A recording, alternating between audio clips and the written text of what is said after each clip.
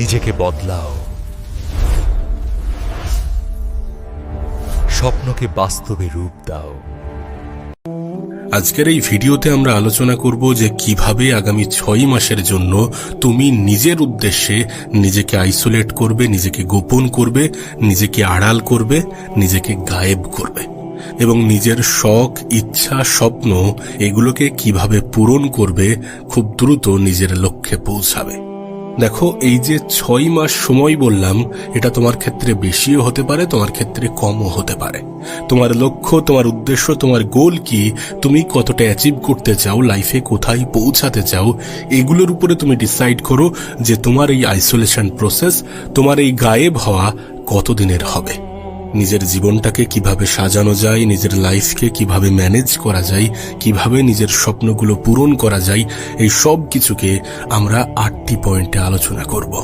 না, আজ এই ভিডিওতে আমরা কোনো আবেগের কথা বলবো না। যা কিছু বলবো, যা কিছু আলোচনা করব, সমস্ত কিছু প্র্যাকটিক্যাল, সমস্ত কিছু লজিক্যাল, এবং এটা তোমার মন মস্তিষ্কের 2 জায়গায় ধাক্কা দেবে। তো চলো একের পর এক বিষয় আলোচনা করা যাক এবং শুরু করা যাক। প্রথম বিষয় হচ্ছে no mobile phone. Mobile phone শুধুমাত্র নিজেকে প্রোডাক্টিভ রাখার জন্য, নিজেকে আরো বেশি কাজের প্রতি আগ্রহী করে তোলার জন্য ব্যবহার করা উচিত। আদারওয়াইজ মোবাইল ফোনের নেগেটিভ সাইড থেকে নিজেকে দূরে রাখতে হবে। প্রয়োজন অনুসারে মোবাইল ফোন ব্যবহার করতে হবে, কারণ এটা তোমার ধ্বংসের সবথেকে বড় কারণও হতে পারে। আমাদের ক্ষেত্রে কি হয়, যখন আমরা 2-3 ঘন্টা কাজ করি বা প্রোডাক্টিভ কিছু করি, সাপোজ পড়াশোনা করলাম বা অন্য কোনো কাজ করলাম, তারপরে ওই 2-3 ঘন্টা পরে আমাদের মাইন্ড একটু এন্টারটেনমেন্ট চাই। সে চাই যে যেভাবে হোক নিজেকে একটু এনজয়ের মধ্যে রাখার, নিজের মাইন্ডটাকে আবার একটু শান্ত করার। আর এই এন্টারটেনমেন্টের জন্য আমরা কি খুঁজি না, সর্বপ্রথম আমরা আমাদের মোবাইল ফোনকে খুঁজি এবং তারপরে আমরা ঢুকে যাই কোথায়, শর্টস ভিডিও দেখতে দেখতে। না, দেখতে গেলে কি দেখতে হবে, সাপোজ কেউ একটা ভালো ডকুমেন্টারি বানায়, কোথাও একটা ঘুরতে যাওয়ার ডকুমেন্টারি বানালো, দেন কেউ নিজের জীবনের একটা ব্লগিং ভিডিও বানালো, বা যেটা তোমাকে এন্টারটেনমেন্ট করবে কিন্তু সেটার মাধ্যমে তুমি নিজেকে মোটিভেটেড ফিল করবে, ভালো অনুভব করবে, তেমন কিছু দেখতে হবে। হ্যাঁ, তেমন কিছু দেখতে হবে। এক্ষেত্রে কি হবে, যখন তুমি কারোর ভালো জীবন, ভালো লাইফস্টাইল দেখবে, তখন তোমার মনের মধ্যে সেই জিনিসটা কাজ করবে, আসবে যে আমাকেও এমন জীবন তৈরি করতে হবে, আমিও আমার জীবনটাকে এমন ভাবে সাজাবো, এমন জীবন তৈরি করব। সো এমন কিছু দেখতে হবে যেটা তোমাকে এন্টারটেনমেন্ট করার সঙ্গে সঙ্গে তোমাকে কিছু শিখিয়েও যাবে। সেটা পডকাস্ট ভিডিও হতে পারে, সেটা অন্য কোনো স্টোরি ভিডিও হতে পারে, অন্য কোনো ভিডিও যেগুলোর মাধ্যমে কোনো নেগেটিভ ইম্প্যাক্ট পড়ে না, কিন্তু তুমি নতুন কিছু শেখো এবং তুমি নিজেকে মোটিভেটেড ফিল করো। এই যে সকল বিষয়গুলো বললাম, এগুলো করলে তোমার মাইন্ড ডিস্ট্র্যাক্ট হবে না। এগুলো তোমার মাইন্ডকে ফ্রেশ রাখবে এবং তোমাকে আরো বেশি প্রোডাক্টিভ হতে সাহায্য করবে। আর দ্বিতীয় বিষয় হচ্ছে কিভাবে নিজের মোবাইল ফোন ইউজ করা যাবে না, কিভাবে এটাকে ব্যবহার করা যাবে না।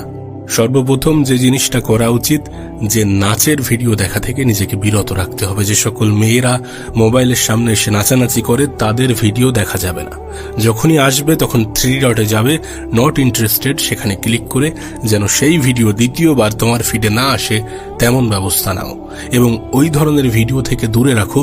শর্টস ভিডিও দেখা থেকে দূরে থাকো, কারণ এটা কি করে, যখন তুমি ওই ধরনের ভিডিও দেখো যেগুলো নেগেটিভ প্রভাব ফেলে, তুমি দেখবে যখন তুমি কাজ করবে তখনও সেই কথাগুলো তোমার মনে পড়বে, তোমার মাইন্ডে আসবে, যার ফলে কি হবে, তোমার প্রোডাক্টিভিটি নষ্ট হবে, তোমার কার্যক্ষমতা নষ্ট হবে, তুমি ফোকাস করতে পারবে না এবং যেটা তোমার জীবনকে ধ্বংসের দিকে নিয়ে যাবে।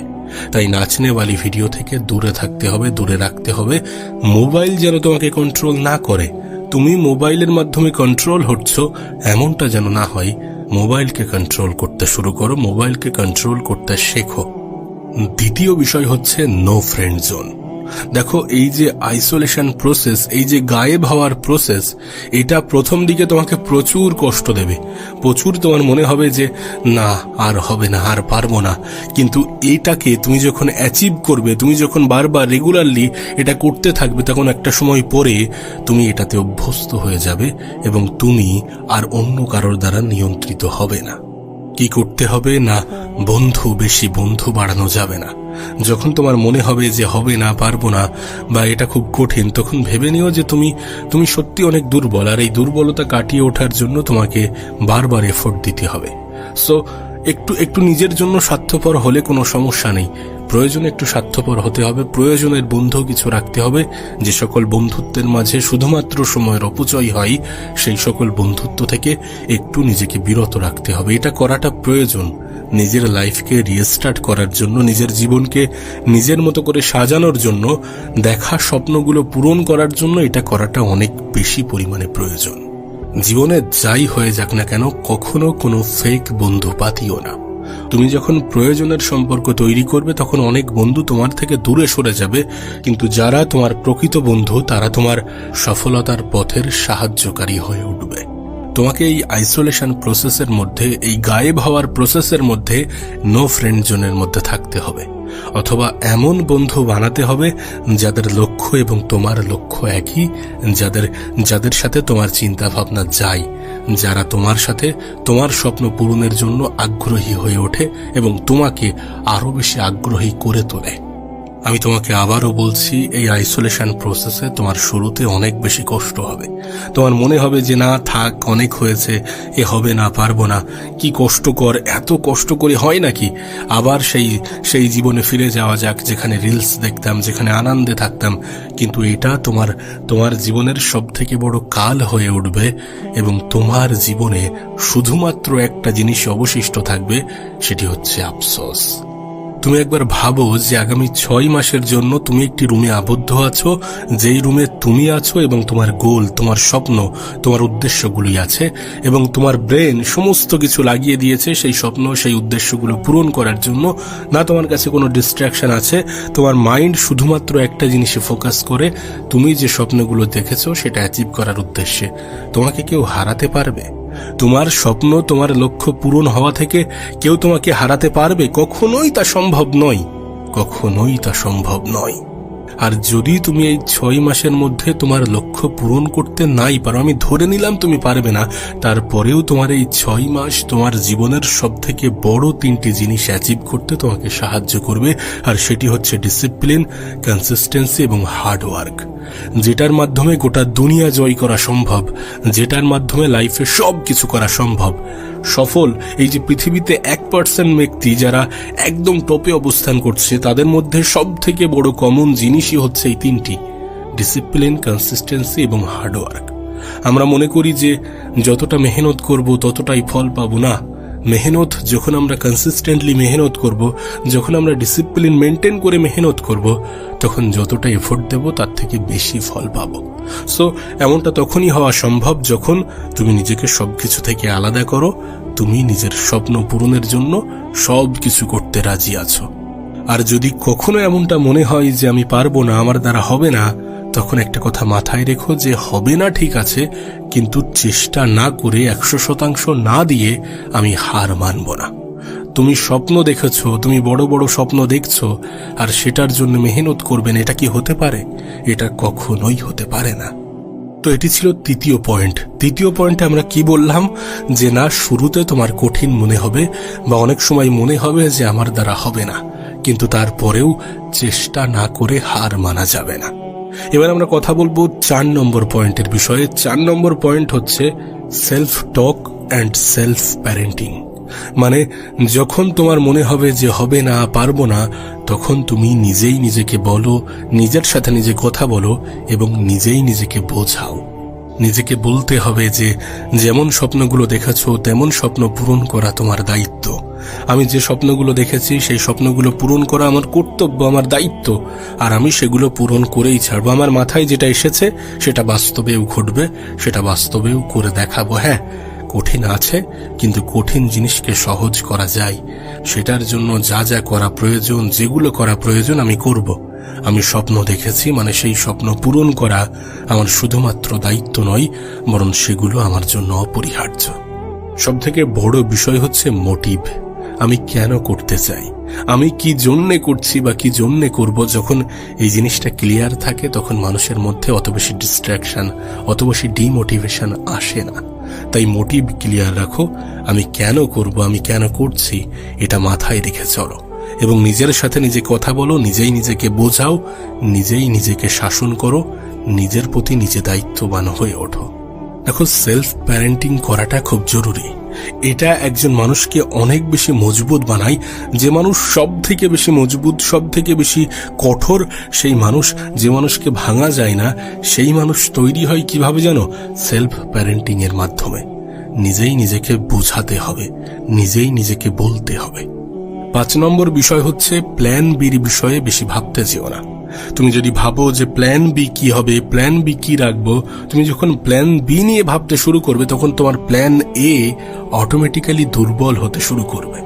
আমরা যখন প্ল্যান বির বিষয়ে ভাববো তখন আমাদের সকল এনার্জি, যেটা কিনা প্ল্যান এর পিছনে কাজ করাটা প্রয়োজন ছিল, সেটা প্ল্যান বি এবং প্ল্যান এ এই দুটির মধ্যে ভাগ হয়ে যাবে, যার ফলে আমরা আমাদের 100% দিতে পারবো না এবং আমরা যে স্বপ্ন, যে লক্ষ্য, যে উদ্দেশ্য সেট করেছিলাম সেটা পূরণ করতে পারবো না। প্ল্যান বি চলে আসে যখন প্ল্যান এতে আমরা সফল হই না, তখন অটোমেটিক্যালি প্ল্যান বি লাইফে চলে আসে। কিন্তু প্রথম থেকেই বা শুরু থেকেই প্ল্যান বি নিয়ে অত বেশি ভাবা যাবে না বা প্ল্যান বি রাখা যাবে না। প্ল্যান বির কথা মনে করে প্ল্যান এ কে দুর্বল করা যাবে না। প্ল্যান বির বিষয়ে কখন ভাবা উচিত? যখন প্ল্যান এতে তুমি কোনোভাবেই সফল হতে পারছো না, তোমার মনে হয়েছে বা তোমার মনে হচ্ছে যে এই জিনিসের জন্য আমি যোগ্য নই, আমি অন্য কিছুর জন্য তৈরি হয়েছি, উপরওয়ালা আমাকে অন্য কিছুর জন্য বানিয়েছে, তখন প্ল্যান বির বিষয়ে ভাবা উচিত। আদারওয়াইজ শুরু থেকে ওই প্ল্যান এ, প্ল্যান বি এই দুটির বিষয়ে যখন চিন্তা করবে তখন আলটিমেট কিছুই হবে না। আর প্ল্যান এতে যদি তুমি সফল নাও হও, তুমি তোমার 100% লাগিয়ে দিয়েছো, তারপরেও এটি তোমাকে হার্ডওয়ার্কিং পার্সন বানাবে, এটি তোমাকে কনসিস্টেন্ট হতে শেখাবে, এটি তোমাকে ডিসিপ্লিন মেনটেন করতে শেখাবে, এটি তোমাকে পেশেন্স মানে ধৈর্যশীল হতে অনেক বেশি সাহায্য করবে। সো প্ল্যান এতে ফোকাস করো, প্ল্যান বির বিষয়ে অত বেশি ভাবতে যেও না। যখন মনে হচ্ছে হবে না, পারবো না, সম্ভব না, একদম মন থেকে তুমি এটা মেনে নিয়েছো যে এই কাজের জন্য তুমি প্রস্তুত না, তুমি তৈরি না, বা এই কাজ তোমার জন্য উপযুক্ত না, তখন প্ল্যান বির বিষয়ে ভাবো। আদারওয়াইজ প্ল্যান এ নিয়েই পড়ে থাকো এবং সেটাতে নিজের 100% দেওয়ার চেষ্টা করো। দেখো, যেহেতু শুরুতে অনেক কিছু কঠিন লাগে, অনেক কিছু মনে হয়, কিন্তু তাই বলে এমনটা নয় যে ওই মনে হচ্ছে বলেই তোমাকে প্ল্যান বির বিষয়ে ভাবতে হবে। তুমি প্রথমে মনে করছো যে হবে না, পারবো না, দেন ওই সময় তোমার ভেঙে পড়লে চলবে না, কারণ সেই সময়টাই তোমার জন্য সব থেকে বেশি গুরুত্বপূর্ণ। ওই শুরুতে হবে না, দেন তারপরে প্ল্যান বির বিষয়ে ভাববো, এমনটা যেন না হয়। 6 নম্বর বিষয় হচ্ছে ভেঙে পড়া যাবে না।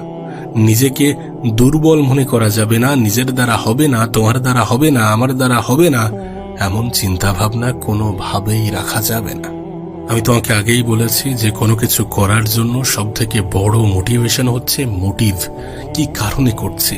সেটা তোমার ফ্যামিলি প্রবলেম হতে পারে, সেটা তোমার পারিবারিক সমস্যা হতে পারে, সেটা তোমার আর্থিক অবনতি বা আর্থিক সমস্যা মেটানোর কারণ হতে পারে, যা কিছু হতে পারে। যেটা হচ্ছে বা যেটা কারণ, সেটা স্ট্রং হলেই চলবে এবং সেটাকে বারবার মনে করো। যখনই ভেঙে পড়ার কথা মাথায় আসছে, যখনই প্রোক্রাস্টিনেশন মানে ওই পরে করব, কাল গিয়ে করব এমন চিন্তা ভাবনা আসছে, তখন মোটিভের বিষয়ে ভাবো। এই যে হবে না, হচ্ছে না, পারবো না, এই চিন্তা ভাবনাগুলো আসবে, কিন্তু এই চিন্তা ভাবনাকে নিজের উপরে হাবি হতে দেয়া যাবে না। লাইফে যাই হয়ে যাক না কেন, ভেঙে পড়া যাবে না। যদি তোমার মনে হয় যে তোমার জীবনে সবকিছু ঠিকঠাক আছে, যদি তোমার মনে হয় যে তোমার পরিবারে কোনো সমস্যা নেই, আর্থিক কোনো সমস্যা নেই, ব্যাংক থেকে প্রতি মাসে একটা ভালো অ্যামাউন্ট আসছে যেটাতে তুমি স্যাটিসফাইড, দেন তারপরে ভেঙে পড়ো, কোনো সমস্যা নেই। কিন্তু যদি এই সমস্ত কিছু না হয় এবং যদি সমস্যা তোমার জীবনে লেগেই থাকে, তাহলে আর যাই হোক, ভেঙে পড়ার কোনো সুযোগ নেই। 7 নম্বর বিষয় হচ্ছে যে নিজের মেহনতে, নিজের পরিশ্রমে কখনো সন্দেহ করো না। না, তুমি পরিশ্রম করছো, তুমি মেহনত করছো, তুমি তোমার নিজের তরফ থেকে 100% দিচ্ছ, এখানে ডাউট করার মতো কিছু নেই, এখানে সন্দেহ করার মতো কিছুই নেই। সন্দেহ তো তখন আসবে, সন্দেহ তো তখন হওয়া উচিত যখন তুমি যতটা মেহনত, যতটা পরিশ্রম, যতটা এফোর্ট তুমি দিতে পারতে ততটা দিচ্ছ না, তখন একটা ডাউট তৈরি হবে। কিন্তু নিজের পরিশ্রমে কখনো ডাউট করো না। দেখো, ওই 6 ঘন্টা 8 ঘন্টা কাজ করে কখনো এক্সট্রা অর্ডিনারি জীবন পাওয়া যায় না। তুমি যখন লাইফে এক্সট্রা কিছু পেতে চাইবে, তুমি যখন বড় বড় স্বপ্ন দেখবে, তখন তোমাকে কাজ করতে হবে 14 ঘন্টা 16 ঘন্টা, এমনকি নিজের স্বপ্ন নিজের লক্ষ্যের জন্য পাগল হয়ে যেতে হবে। কাজ করতে করতে কাজের প্রতি ভালোবাসা আনতে হবে। তাই বলছি, যদি পরিশ্রম না করো, যদি মেহনত না করো, তাহলে সন্দেহ করো যে আমি পারবো না, আমার স্বপ্নগুলো পূরণ হবে না, মনে হয় হবে না, তখন সন্দেহ করো।